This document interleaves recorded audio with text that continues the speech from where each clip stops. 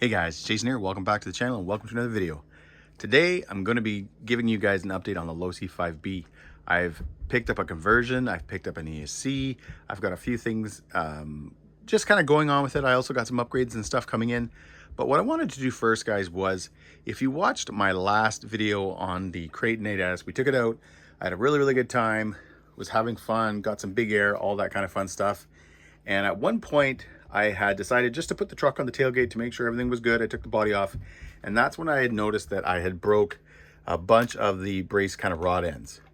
At that point, I thought, hey, you know what? I guess I should take this truck in and, stop running it and just order the parts and get it fixed. While I was doing that, I had noticed that these kind of side guards right here, these ones, I noticed that the two of them were kind of like bowed in a bit. And I thought that was weird. Was kind of confused. And then all of a sudden, I think I wasn't even in the hobby room. I think I was upstairs and I started thinking, wait a minute, if those are, bowed in, if they're bent in, that means something else happened.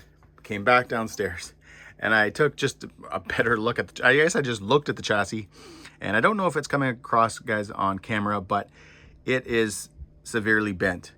And I'm bringing attention to this, guys, because I often talk about how much I love my Kraton 8S. I've talked before about how I have not upgraded the chassis, and I didn't need to upgrade the chassis.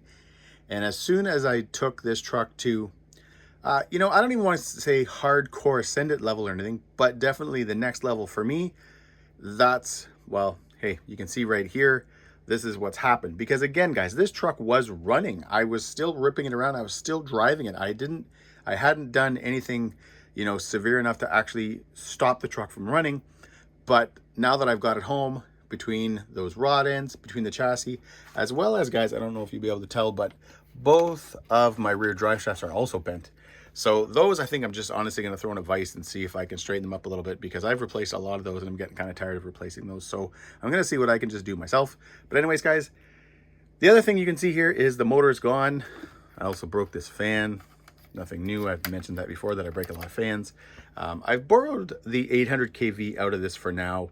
It's going into my Losi 5. So what we're going to do, we're going to head over, we're going to check out my Losi 5 build, but we are going to kind of come back to this later on and just talk about a couple more things that I'm going to be doing to it. All right, guys, we're over with the 5ive-B, and you can see I've been pretty busy. I've gotten the biggest thing, which is the brushless conversion itself. Now, if you'd watched kind of the first sort of unveiling video of this buggy, I had talked about wanting the Losi kit. However, two things happened. One, it was pretty hard to find. And two, I actually noticed that there was things of that kit that I didn't like. I do like on the Losi kit how the servos lay down. You get the carbon fiber pieces over here. I really like that. Very clean, and I do like that. However, what I didn't like about the Losi kit was they separate the battery trays. So you have one here and one over here, which basically means somewhere in here is where you got to mount your ESC. I've seen where they have like a top plate and your ESC then sits up like here. I didn't like that either. I didn't like the idea of my weight having, an ESC way up here. The other thing was the Losi kit only has the motor mount here. They don't come with a clamp.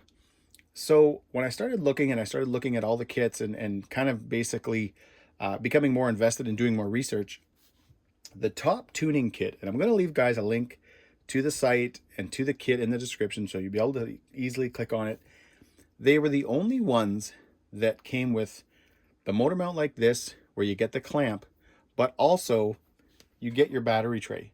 So it's a complete kit. That to me, guys, was really important, because one, I live in a town without a hobby shop.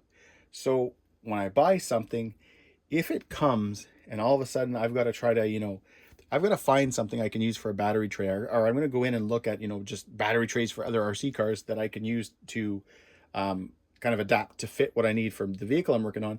I don't have that. So it makes, getting these parts really hard. And that's, you end up spending a ton of time Googling and just looking at people's RCs over and over to find the setup that you want. So with this kit, I didn't have to do that. It came the way I wanted. It came with extremely adjustable battery trays. So you can see I've got my red line in here right now. And I think, yeah, there's one set of holes right here that I can move this little spacer back.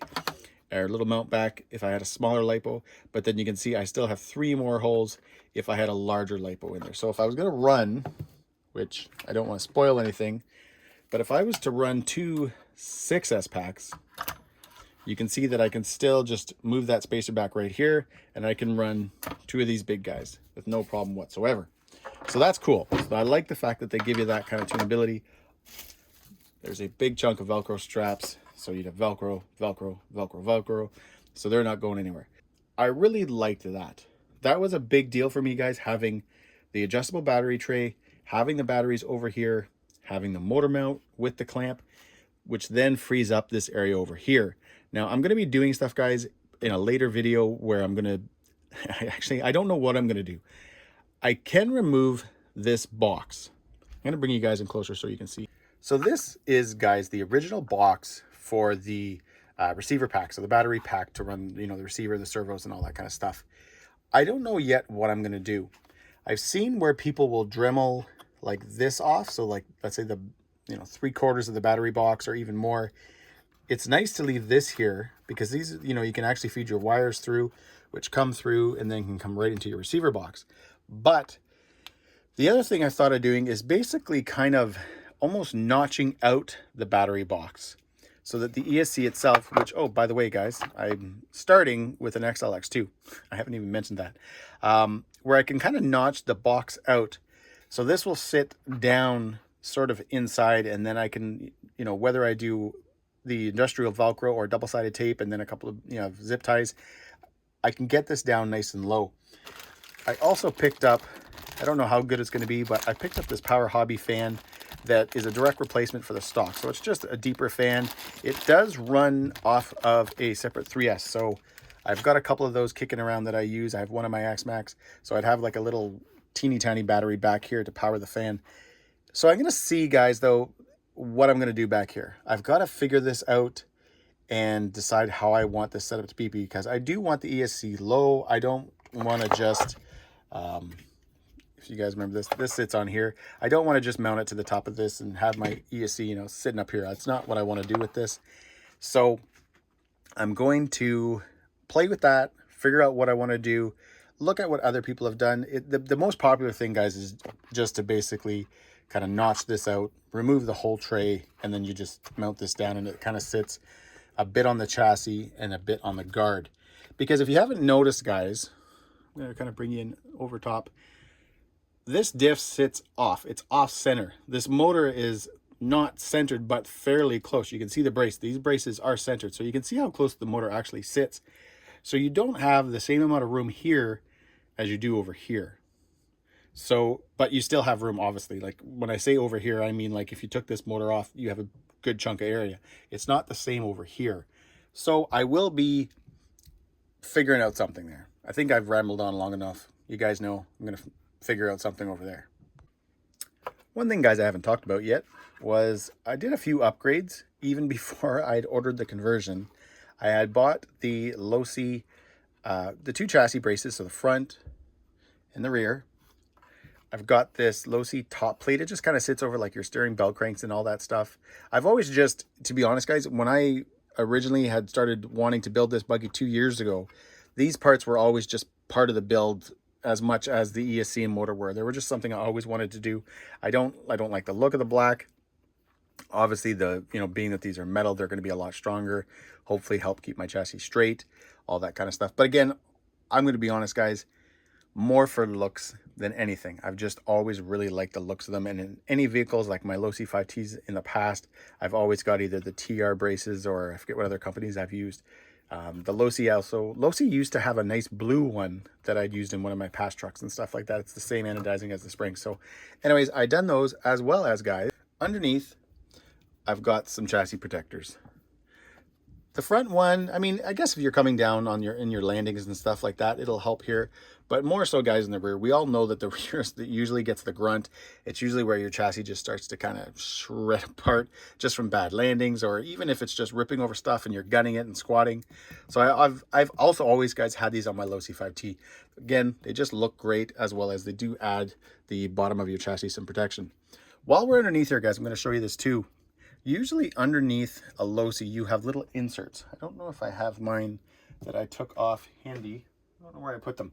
But you have little inserts, and basically their inserts are adjustable because they don't move back and forth. They're just, the bolt goes through and that's it. And that's how you adjust your pinions. With the top tuning kit, you get these screws that kind of have like a flanged end on them.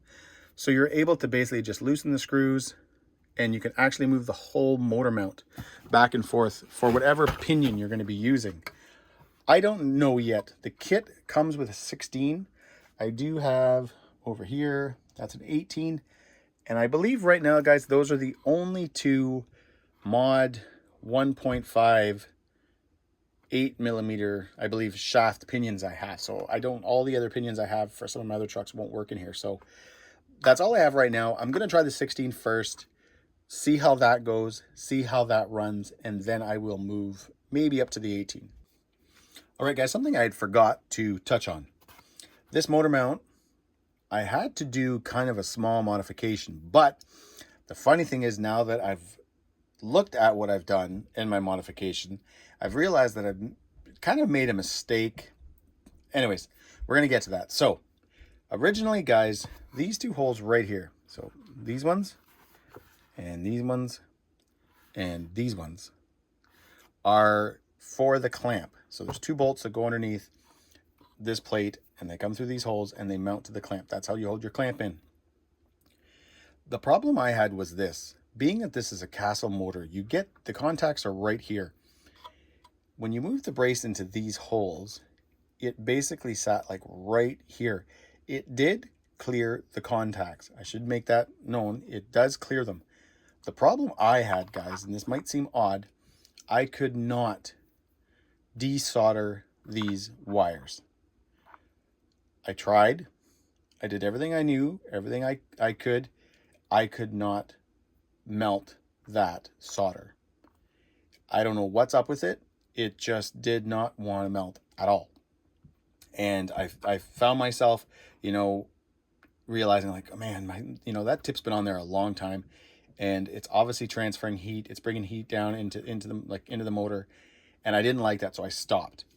So what I ended up doing, guys, was I basically moved my holes back about a 1/2 inch. I did it all by hand. I scribed it by hand, and I drilled it out with a drill. I'll probably throw a couple of pictures up that I had taken during kind of the process and stuff like that, so you can see what I did. But I did nail it. I got it in the first try. Everything lined up. Clamp is good. Hey, I was happy. However, just now, while I film this, while I've been talking to you, I've realized one mistake. And I'm curious if anybody knows what it is right now. I'm going to give you a hint. Cooling. Okay, ding ding. I know right now everybody's going, hey, how are you going to mount a fan? How are you going to put something on it? Exactly. Being most fan kits for the 800s and these larger motors, they're a certain size. By moving the clamp this way now, I've kind of reduced my area that I can mount a fan. So a lot of the setups that are already out there, the kits that you can buy, the parts that you can buy, are probably not going to fit now. If anybody watching this video knows of something that will fit, please tell me. I know that I can, attempt to do something down here. I can, mount a fan on the side or something like that. But I'm hoping to do something a little more heavy duty, as well as just a heavy duty fan in general, because I've been known to break a lot of fans. I always get home and it's always like, oh, this fan's garbage, because I broke some of the fins on it. So this was, guys, again, something I did. I chose to, like I said, drill out the holes and move the brace here. It's great. It works well, except for when it comes to finding a way to cool this, that's what I'm going to have to do. I mean, I know we'll figure out something. Somebody's going to know of something. I'll figure out something. But again, that's just something, guys, I wanted to let you know that I did move. I drilled these holes out, and I've moved the brace a 1/2 inch back from these set of holes right here. You can mount it back here, but obviously it doesn't really stay contact with anything. Or you could mount it up here. And guys, to be fair, even having the clamp here is still going to help. It's still going to, reduce kind of all the pressure that, was right here. By having the clamp here, it will help. And it's something, guys, I've thought of and I may end up doing. But this is what I chose to do now. The problem, guys, just with this motor is that because these contacts are here, It's just where the clamp ends up sitting. A lot of the motors, guys, you know, Hobby Wing and other manufacturers, they just have the 3 cables coming out right at the end. That makes it really, really easy. And the clamp would have gone here with no issues whatsoever. Being that I'm using this Castle motor, the way the contacts come out, hey, it just created that little problem. All right, I don't know if I had mentioned, guys, but this was going to be kind of a quick video. It was just more of an update video to the Losi 5ive-B, what I've been doing, what I've been working on, checking out the top tuning, brushless conversion, all that kind of fun stuff. But I did mention that I was going to come back to the Kraton 8S, this sad-looking little abomination right now. Obviously, guys, I've got the chassis to do. I'm probably going to be looking into an M2C chassis. I'm going to be looking into replacing these rod ends, but I'm not going to use upgraded rod ends. I'm not going to use aluminum ones. And I'm curious, you know, on your input right now for the guys that are watching this, because I honestly believe that when the chassis bent, that's what broke all these. In my opinion, guys, that's what I think happened.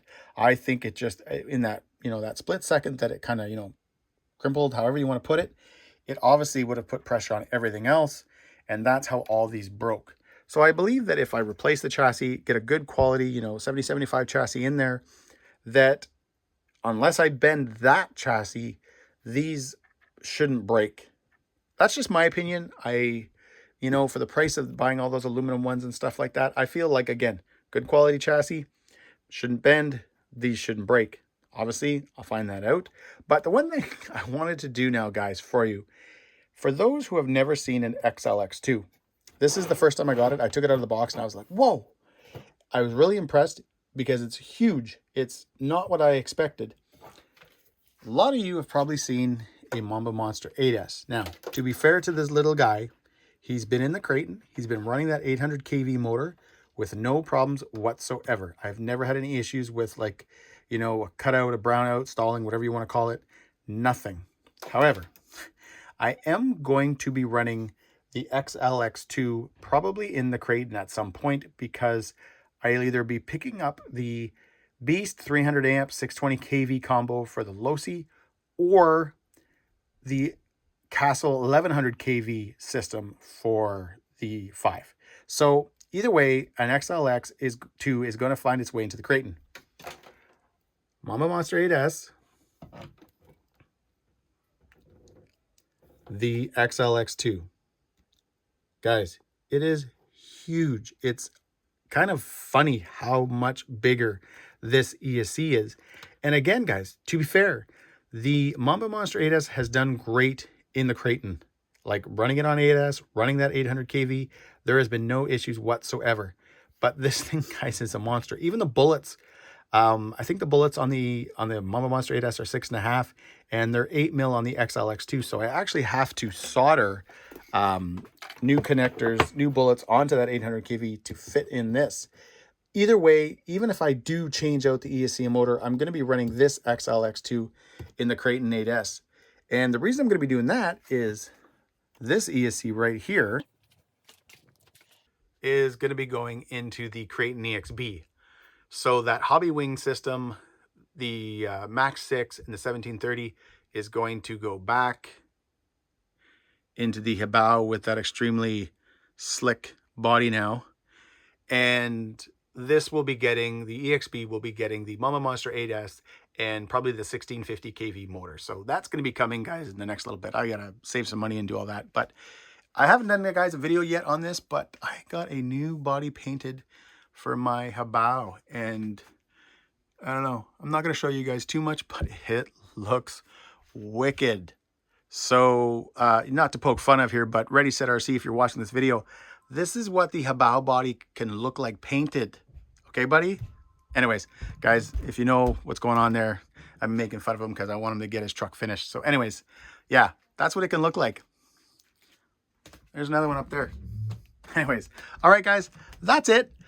This was, again, guys, just kind of a quick video, update video, showing you guys what I've been doing to the Losi 5ive-B. As I've mentioned, guys, before, this is my dream build. This is, you know, kind of my, this is what I've wanted for a very long time. I have, at time, guys, come downstairs into the hobby room and, you know, looked around at, you know, what could I sell to start funding this, just because there's so much.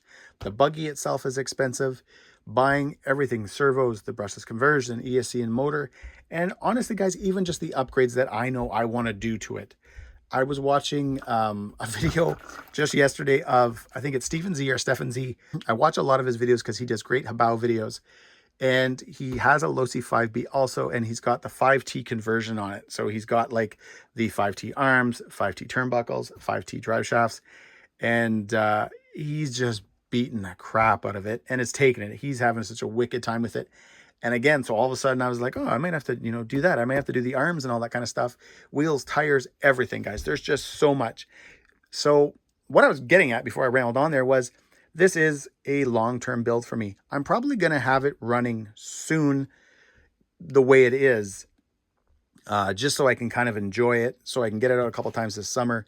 But then it's going to be, take it, back apart. Obviously, guys, the conversion kit itself, the top tuning conversion kit is good to go.